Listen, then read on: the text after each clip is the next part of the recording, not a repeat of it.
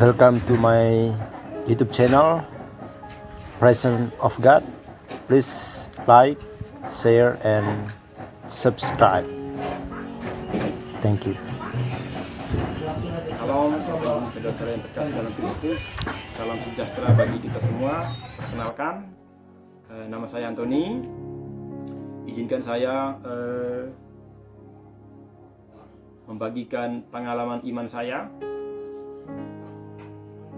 di mana saya pada awal tahun 2006, saya lupa bulannya, jadi saya mengalami pelepasan supranatural, di mana dua malaikat Tuhan membawa saya di hadirat Allah, dan di sanalah saya dibersihkan dan dilepaskan dari kuasa gelap. Dan kuasa gelap itu menyamar sebagai roh leluhur, menyamar sebagai orang-orang sudah meninggal, menyamar sebagai kakek di dalam kehidupan saya. Nah, kenapa saya ceritakan? Karena dulu waktu saya masih sekolah, kelas 1, kelas 2, dan kelas 3, saya itu punya sakit di badan. Hanya saya aja yang merasakan. Dan saat-saat tertentu dia kambuh. Terutama ketika saya melakukan aktivitas yang sangat berat, itu dia kambuh. Dan kadang-kadang saya juga tidak bisa berdaya. Ketika dia sangat keras sakitnya, wajah saya tiba-tiba panas, mata semua tiba-tiba panas. Dan kalau sudah keluar keringat, baru sakitnya hilang. Nah, saat kelas 1, kelas 2 itu sangat parah sakitnya, sangat parah. Jadi saya jalan kaki ke sekolah itu sekitar 5 km. Jadi ketika dia datang sakitnya itu, kadang-kadang saya minta pulang lebih awal. Dan saat saya pulang lebih awal itu ketika sakitnya sangat kambuh. Kampung, saya setiap kali jalan mungkin ya 50 meter itu saya akan cari pohon untuk saya tidur. Dan saat saya tidur, saya keringat, sakitnya hilang, saya jalan lagi. Dan begitu terus setiap kali dia kambuh. Dan itu sangat-sangat menyiksa saya. Dan saya mencoba cari alternatif. Saya datang kepada seseorang, dan dia kasih saya ramuan tradisional, dan ada beberapa keluar dari tubuh saya dan membaik. Tapi di pusatnya itu tidak sembuh-sembuh. Tetap aja ketika saya jalan itu sakit. Jadi makin jauh saya jalan itu makin sakit. Dan itu membuat saya khawatir, yang sangat khawatir. Waktu itu juga saya pernah bekerja di suatu taman nasional. Jadi setiap hari trekking itu juga membuat saya khawatir, sehingga setelah kegiatan saya di Taman Nasional selesai, saya memutuskan untuk segera keluar dari area itu, karena ketika saya pingsan, saya khawatir tidak ada yang menolong saya, karena Taman Nasional itu jauh sekali dari dari rumah sakit. Akhirnya waktu itu setelah saya tamat sekolah, saya melakukan persiapan untuk merantau, dan saya merantau ke suatu pulau. Saya merantau dari Flores ke suatu pulau. Lalu di suatu pulau itu saya masih dikuasai oleh kekhawatiran, dan saya juga mengalami sesuatu dalam hidup saya itu. Saya merasa sesuatu yang janggal. Jadi banyak hal yang menutupi pikiran saya, semacam frustasi. Dan waktu itu juga memang sedikit ada masalah di hidup saya belum mendapatkan pekerjaan. Tapi bukan itu yang membuat saya stres, tapi itu tadi sakit itu. Dan terus, karena saya tidak ceritain ke orang, jadi selama saya tidak bekerja, saya mengisi untuk membaca Alkitab. Dan saya juga pernah dikuatkan saat saya baca itu, saya dikuatkan dengan firman mengatakan pencobaan-pencobaan yang kamu alami adalah pencobaan-pencobaan biasa. Dan saat saya baca itu menguatkan saya. Tapi kemudian ketika saya pada hari-hari berikut saya buka lagi Alkitab, ada sesuatu yang menegur saya. Karena saya belum kunjung sembuh, itu ada sesuatu yang menegur saya. Ada ayat yang menegur saya bahwa saya itu punya dosa. Jadi, dan saya bingung, dosa apa? Saya bingung. Saya cek kehidupan saya cek kerohanian saya. Jadi saya juga sering membantu sebagai putra altar waktu saya sekolah. Terus kalau saya pacaran, ya saya bisa jaga jarak. Dan saya saat pacaran tidak ada yang berlebihan. Saya tidak mengecewakan cewek. Dan karena saya tidak tahu dosa apa yang saya miliki, akhirnya saya memiliki doa yang sederhana. Saya bilang, Tuhan, Engkau yang tahu dosa saya, Tuhan. Saya mau berserah diri kepadamu. Tolong singkapkan dosa saya agar saya mengerti. Akhirnya saya memutuskan untuk doa selama 9 malam, doa devosi. Jadi setiap hari saya katakan, Tuhan, inilah saya orang berdosa. Tolong bersihkan saya dan tolong singkapkan saya apa dosa saya, dan tolong berikan saya pengertian. Dan akhirnya pada malam ke-7 doa saya dijawab. Dan pada malam ke-7 itu saya bermimpi. Saya berjalan ke suatu daerah seperti suatu pantai, seperti dermaga juga. Dan di situ saya melihat lautan, awan yang seperti sunset, dari awan berwarna merah gitu. Dan tiba-tiba di dermaga itu saya dihampiri oleh 2 orang.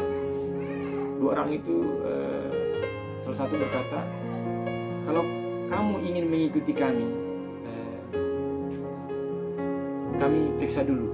Lalu mereka periksa saya, mereka taruh kertas putih di depan wajah saya. Dan mereka mengatakan ada orang mengikuti kamu. Lalu saya toleh ke belakang, tidak ada yang mengikuti saya. Tapi yang mereka masukkan adalah di dalam diri saya.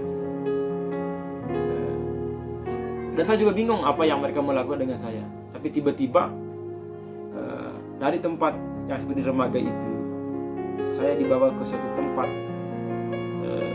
yang tidak bisa saya lukiskan seperti apa. Tiba-tiba yang 2 orang tadi ternyata 2 malaikat. 2 malaikat itu membawa saya ke dimensi lain. Dan di situ mereka mengatakan, kedua malaikat itu mengatakan, kami bawa di hadapan Allah. Dan kamu sekarang berada di dalam hadiratnya.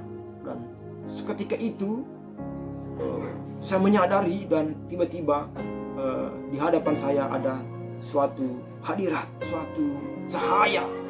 Dan cahaya itu membuat saya tersungkur saya di hadapan Tuhan, tersungkur saya. Dan saat saya tersungkur itu, saya mengatakan, Tuhan, ampunilah dosa saya. Jadi saudara, di hadapan Tuhan itu tidak ada banyak pembelaan yang bisa kita lakukan. Berdosa ya berdosa. Dan saya tersungkur. Dan saya merasakan damai sejahtera yang luar biasa. Dan saya dilepaskan dari kuasa gelap itu. Dan saya bertanya-tanya, ini apa nih yang menguasai badan saya ini? Dan Tuhan memberi hikmat bahwa saya dilepaskan dari kuasa gelap yang menyamar sebagai leluhur, yang menyamar sebagai nenek moyang, yang menyamar sebagai kakek saya. Dan saya merasakan ketika saya dilepaskan itu, saya merasakan suatu kelegaan. Saya seperti dimerdekakan. Dan saya merasa bahwa tahun-tahun sebelumnya saya itu hidup di bawah lumpur.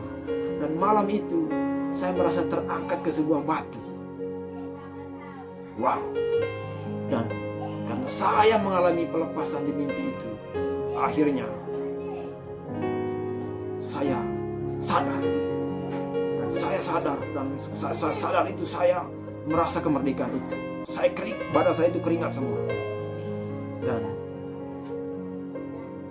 mimpi saya selesai dan saya tetap mengucap syukur. Saya mengucap syukur saat itu dan tetap melanjutkan doa saya sampai 9 malam. Dan di saat itu saya berpikir-pikir, apakah yang kami anggap leluhur ini iblis ya? Dan setelah mengalami pelepasan itu, Tuhan tidak melepaskan begitu aja. Tuhan tetap mendidik saya setelah itu, dan dan ada kelanjutan dari pelepasan itu. Dan pada video berikutnya saya akan ceritakan bagaimana saya berhadapan langsung dengan roh yang dilepaskan oleh Tuhan itu. Jadi roh jahat yang dilepaskan oleh Tuhan itu saya berhadapan langsung. Nanti pada video berikutnya saya akan ceritakan itu. Nah, pada kesempatan ini saya ingin melihat fakta di Alkitab, membandingkan di Alkitab fakta bahwa bagaimana saya mengalami pelepasan di hadapan Tuhan dan saya tersungkur. Nah, apakah ada orang yang tersungkur juga di hadapan Tuhan? Nah, izinkan saya baca pengalaman Abraham ketika dia didatangi Tuhan. Izinkan saya baca dari kitab Kejadian bab 17 ayat 1 sampai dengan 8.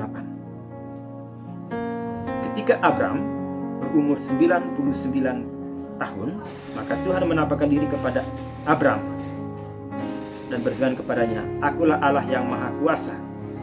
Hiduplah di hadapanku dengan tidak bercela. Aku akan mengadakan perjanjian antara aku dan engkau, dan aku akan membuat engkau sangat banyak." Ayat yang ketiga, lalu sujudlah Abram, dan Allah berfirman kepadanya, "Dari pihakku, inilah perjanjianku dengan engkau. Engkau akan menjadi bapa sejumlah besar bangsa. Karena itu namamu bukan lagi Abram, melainkan Abraham, karena engkau telah kutetapkan menjadi bapa sejumlah besar bangsa. Aku akan membuat engkau beranak cucu sangat banyak. Engkau akan kubuat menjadi bangsa-bangsa, dan daripadamu akan berasal raja-raja. Aku akan mengadakan perjanjian antara aku dan engkau serta keturunanmu turun-temurun menjadi perjanjian yang kekal, supaya aku menjadi Allahmu dan Allah keturunanmu. Kepadamu dan kepada semua keturunanmu akan kuberikan negeri ini yang kau diami sebagai orang asing, yakni seluruh tanah Kanaan akan kuberikan menjadi milikmu untuk selama-lamanya, dan aku akan menjadi Allah mereka." Jadi ketika Abraham berjumpa dengan Tuhan, itu dia sujud. Sujud di sini kalau kita lihat dalam bahasa Inggris itu dia tersungkur. Tersungkur. Dan dalam bahasa Inggrisnya adalah collapse in the presence of God. Jadi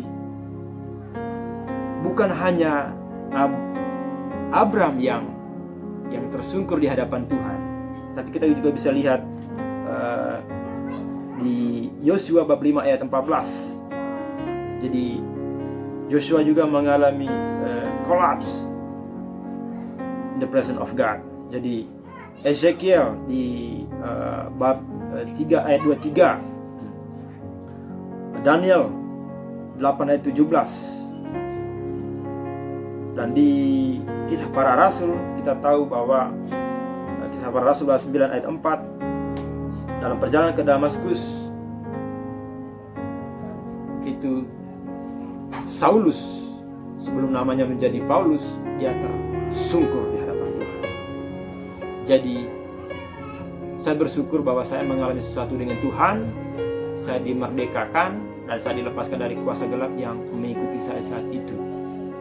Dan semoga setiap kita dengan rendah hati datang kepada hadirat Allah untuk kita dibersihkan. Mana yang kita anggap benar di hidup ini, kita harus bertanya, apakah Tuhan juga menganggap benar dari apa yang kita anggap benar? Ya seperti saya, ya di keluarga saya kita sah-sah aja ketika kita menganggap bahwa nenek moyang kami yang sudah meninggal ikut menjaga kami. Dan bahkan dulu waktu saya pernah datang ke dukun, mereka bilang saya diikuti oleh nenek moyang saya. Dan kita merasa ya aman-aman aja dengan itu. Tapi mulai kejadian saya dilepaskan, saya bertobat, dan saya tidak minta lagi diikuti oleh nenek moyang saya, tapi saya meminta agar Roh Kudus mengikuti saya, agar kerajaan Allah dan hadiratnya mengikuti saya. Jadi ada perbedaan yang sangat besar ketika kita diikuti oleh hadirat Allah. Ketika kita diikuti oleh hadirat Allah dan kerajaannya, dan kita benar-benar dipimpin oleh Roh Kudus, maka kita itu tidak bisa disantet.